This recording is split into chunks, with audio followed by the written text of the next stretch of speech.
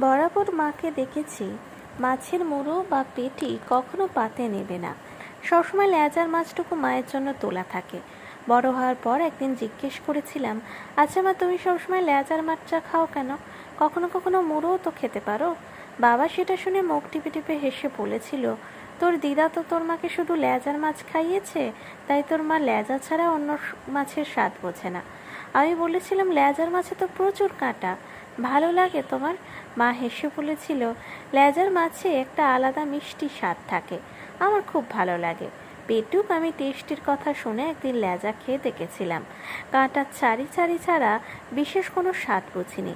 এরপর মামার বাড়ি গিয়ে খেতে বসে লক্ষ্য করলাম দিদার পাতে ছোট্ট একটা লেজা আর মায়ের পাতে একটা কিং সাইজ পেটি। এর আগেও মামার বাড়িতে গেছি, খেয়েছি, কিন্তু এত ডিটেল লক্ষ্য করিনি। আমি অবাক হয়ে দিদাকে বললাম, আরে মা তো পেটি খায় না গো, মাকে লেজাটা দাও। দিদা হেসে বলল, আমি তো তোর মায়ের মা, আমি জানবো না তোর মা কি খায় আর কি না খায়? বুঝলি দিদি ভাই, তোর মা কখনো লেজার মাছ মুখে তুলতো না, আগাগোড়া পেটি বা কোলের কাছের মাছটা ওর জন্যই তোলা থাকতো। জানি এখন ওর লেজেই অভ্যেস হয়ে গেছে, তবু মায়ের কাছে দুদিন একটু ভালো মন্দ খাক। আমি অবাক হয়ে তাকিয়েছিলাম মায়ের দিকে, দেখলাম মা কিন্তু পুরো পেটিটা খেলো না, শুধুমাত্র একটা টুকরো ভেঙে নিল। পরে মাকে অনেক চেষ্টা করেছি মুড়ো বা পেটি খাওয়াতে, কিন্তু নিজের মাছটার ওপর নাকি সংসারের ওপর প্রবল অভিমানে জানি না, মা ওই এক টুকরো লেজা নিয়ে সন্তুষ্ট থাকতো। তারপর সময় গড়িয়েছে, বিয়ে করেছি, সন্তানের মা হয়েছি। হঠাৎ একদিন খেয়াল হলো কীভাবে আমিও যেন সবাইকে খেতে দেওয়ার পর মাছের লেজটা নিতে অভ্যস্ত হয়ে পড়েছি।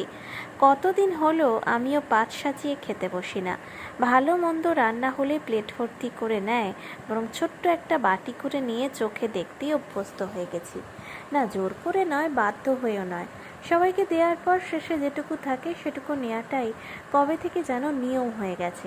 আচ্ছা, মেয়ে থেকে স্ত্রী, বৌমা, মা পোস্টে উত্তীর্ণ হওয়ার পর কি মেয়েদের জীবের স্বাদগুলো ইনঅ্যাক্টিভ হয়ে যায়?